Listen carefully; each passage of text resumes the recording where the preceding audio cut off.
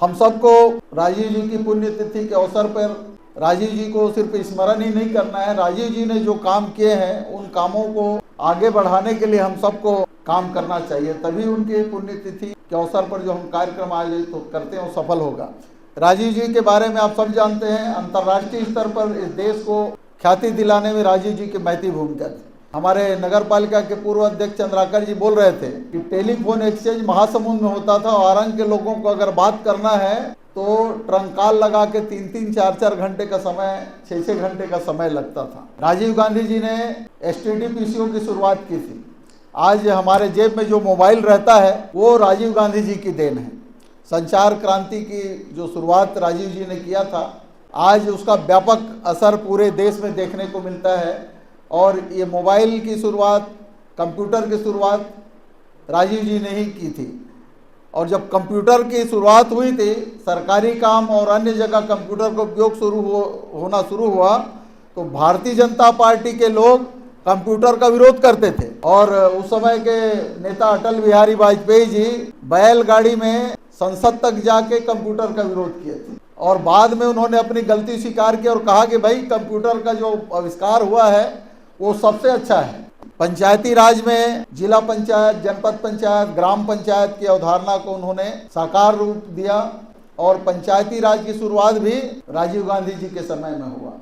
युवाओं को पहले मतदान का अधिकार था, लेकिन 21 वर्ष की उम्र में मतदान का अधिकार था। उन्होंने युवाओं को देश की चुनाव प्रणाली में और लोकतंत्र को मजबूत करने के लिए युवाओं को भी 18 साल की उम्र के बाद, बालिग होने के बाद मत देने का जो अधिकार दिया, किसने दिया?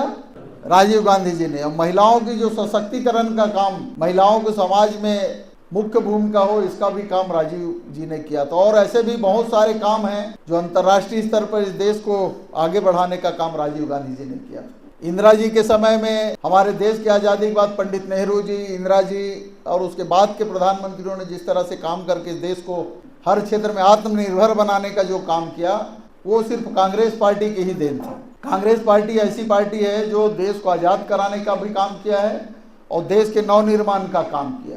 आज केंद्र में जो लोग सत्ता में हैं, भारतीय जनता पार्टी, और इनके साथ जो काम करने वाले आरएसएस के लोग हैं, ये अपने कार्यालय में काला झंडा फहराते थे।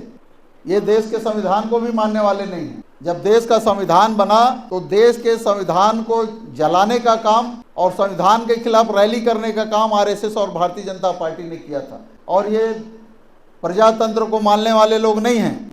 लेकिन हमारी आपसी फूट और आपसी गुटबाजी के कारण जिन लोगों का देश की स्वतंत्रता आंदोलन में कोई योगदान नहीं है, इनको देश विकास से कोई लेना देना नहीं, देश के लोगों की शिक्षा से कोई लेना देना नहीं है, इनका सिर्फ एकमात्र एजेंडा है जाति और धर्म के नाम पे लड़ाने का।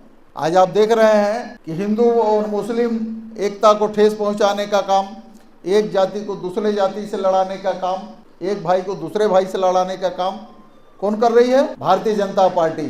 इस देश के प्रधानमंत्री, मीडिया वाले लोग कहते हैं कि एक बार हमको इंटरव्यू दे दो। 11 साल से ज्यादा समय हो गया प्रधानमंत्री बने, एक भी दिन मीडिया के सामने आने की ताकत उनकी नहीं है।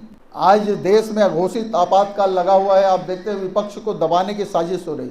जो काम अंग्रेज लोग करते थे वही काम आज भारतीय जनता पार्टी कर रही है। अब हम लोगों को हमारे राष्ट्रीय अध्यक्ष आदरणीय मल्लिकार्जुन खड़गे जी, हमारे नेता राहुल गांधी जी, सोनिया गांधी जी और हमारी कांग्रेस पार्टी पूरे देश में संविधान बचाओ रैली और सभा कर रही है। क्यों कर रही है? इसलिए कि आज देश के संवैधानिक ढांचे में खतरा उत्पन्न हो गया है। नेहरू जी थे उस देश में, नेहरू जी ने औद्योगिक विकास की शुरुआत की।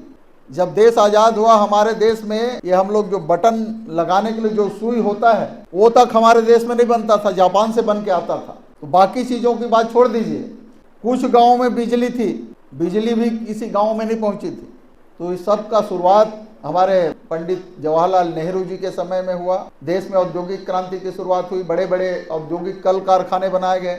भिलाई का स्टील प्लांट जो पूरे देश में नहीं पूरे विश्व में फेमस है, वो भी पंडित जवाहरलाल नेहरू जी ने उसका उद्घाटन किया था। पहले हमारे देश में अनाज का उत्पादन नहीं होता था। 75 के पहले के जो लोग पुराने लोग होंगे उन लोगों को सबको मालूम है, जब देश में अकाल पड़ता था या खाद्यान्न की कमी हो जाती तो अमेरिका जैसे से हम लोगों को हाथ फैला के मांगना पड़ता था। वहाँ का जो खाद्यान्न जिसको उन लोग समुद्र में फेंक देते थे, लाल गेहूँ मिलता था 75 के पहले जब अनाज की कमी हो जाती थी तो अमेरिका से मंगाते थे। आज देश में अनाज का इतना उत्पादन होता है। इंदिरा जी के इस देश में हरित क्रांति लाई, श्वेत क्रांति लाई और देश को रक्षा के क्षेत्र में आत्मनिर्भर बनाने का काम इंदिरा जी ने किया, नेहरू जी ने किया, शास्त्री जी ने किया। हर क्षेत्र में आज देश आत्मनिर्भर है। परमाणु शक्ति जिसको विश्व के कुछ देशों के पास ही आज भी है, सभी देशों में परमाणु ताकत नहीं है। 1974 में इंदिरा जी ने अपने कार्यकाल में पोखरण में परमाणु विस्फोट करके विश्व में हमको परमाणु शक्ति बनाया। आज अमेरिका और रूस जैसे बड़े बड़े देश भी हमारे देश की तरफ आंख उठा के नहीं देख सकते। ये सब का देन जो है हमारी कांग्रेस पार्टी का है, इंदिरा जी का है, नेहरू जी का है। और उस परंपरा को आगे बढ़ाने का काम हमारी बाद के प्रधानमंत्रियों ने भी किया। शास्त्री जी ने, नरसिंह राव जी ने, मनमोहन सिंह जी ने और राजीव जी की हम जयंती मना रहे हैं। उन्होंने इस देश को पूरे विश्व पटल पर भारत को एक विकसित राष्ट्र के रूप में आगे बढ़ाने का काम राजीव जी ने किया था। देश में संविधान बचाओ रैली, संविधान बचाओ सभा हम लोग कर रहे हैं, पूरे देश में हो रहा है। क्यों हो रहा है? आज देश का संवैधानिक ढांचा खतरे में है। अगर देश संविधान नहीं रहेगा तो देश भी परतंत्र ही रहेगा। देश जो चलता है संविधान के हिसाब से चलता है। संविधान में जो व्यवस्थाएं हैं, प्रजातांत्रिक जो व्यवस्था है, वो हिंदुस्तान में जो प्रजातांत्रिक व्यवस्था है वो पूरे विश्व में सबसे अच्छा प्रजातांत्रिक व्यवस्था किसी देश में है तो हमारे भारत देश में है। देश का संविधान बनाने का काम पंडित जवाहरलाल नेहरू जी, राजेंद्र प्रसाद जी, महात्मा गांधी जी के निर्देश पर उस समय के सबसे पढ़े लिखे योग्य व्यक्ति बाबा साहब अम्बेडकर जी को दिया गया था। और जो संविधान बना है वो सारे विश्व में जो संविधान है उन सब संविधानों को में जो सबसे अच्छी चीजें हैं उनको इसमें शामिल किया गया है। सबको समानता का, शिक्षा का, रोजगार का, आर्थिक क्षेत्र में काम करने का, ये सब अधिकार हमको संविधान के माध्यम से मिलता है। महिलाओं को पहले मत देने का अधिकार नहीं था, महिलाओं को संपत्ति रखने का अधिकार नहीं था, मजदूरों का कोई अधिकार नहीं होता था। ये सब अधिकार हमको संविधान के माध्यम से मिला है। लेकिन भारतीय जनता पार्टी की केंद्र की सरकार आज हमारी संवैधानिक व्यवस्थाओं को कमजोर कर रही है और संवैधानिक व्यवस्थाओं को खत्म करने का काम कर रही है। इसको बचाने का काम हमारे कांग्रेस के साथियों को करना है और हम सबको मिलकर कांग्रेस पार्टी को मजबूत करने का काम करना है। कांग्रेस पार्टी मजबूत रहेगी तो देश का संविधान भी मजबूत रहेगा। अभी जांजगीर चांपा में हमारे प्रदेश के प्रभारी श्री सचिन पायलट जी आए थे।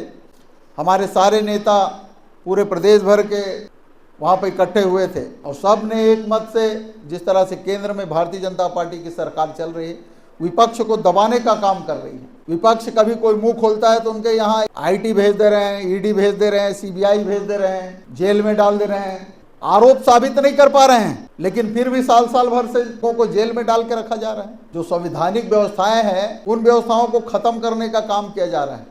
इस देश का उपराष्ट्रपति कहता है कि संसद सबसे सर्वोच्च है। सुप्रीम कोर्ट के चीफ जस्टिस ने उस पर जवाब दिया, अभी कल परसों ही जवाब उन्होंने दिया है। देश में न न्यायपालिका मुख्य है, न कार्यपालिका मुख्य है, न व्यवस्थापिका मुख्य है। मुख्य है देश का संविधान। देश के संविधान के हिसाब से ये सारे तीनों अंग काम करते हैं और सबको अलग अलग काम दिया गया है। सबको जो जो काम दिया गया है उन कामों को करना चाहिए। लेकिन केंद्र की सरकार जो है संवैधानिक व्यवस्थाओं को नहीं मानती और सारे न्यायपालिका, कार्यपालिका इन सबको अपने हिसाब से चलाना चाहती है। इसलिए हम सबको मिलकर राजीव जी के इस पुण्यतिथि के अवसर पर संकल्प लेकर काम करना है। कांग्रेस का एक एक कार्यकर्ता जो है 1000 कार्यकर्ताओं के बराबर होता है। अगर वो अच्छी मेहनत से, ईमानदारी से काम करे तो कांग्रेस के कार्यकर्ताओं के सामने बाकी कोई चीज़ नहीं थी। और हम सबको आज इस पुण्यतिथि के अवसर पर राजीव जी के उन्होंने जो काम किया है, कांग्रेस पार्टी ने जो काम किया है, उन कामों का स्मरण करते हुए हम सबको मिलकर मजबूत कांग्रेस की नींव रखनी है और भारतीय जनता पार्टी जैसी सांप्रदायिक ताकतों को उखाड़ फेंकने का काम हम सबको मिलकर करना है। पूरे देश में आज राजीव जी की पुण्यतिथि मनाई जा रही है। हमारे हर ब्लॉक में, हर जिले में आप सबका बहुत बहुत धन्यवाद। जय हिंद, जय छत्तीसगढ़।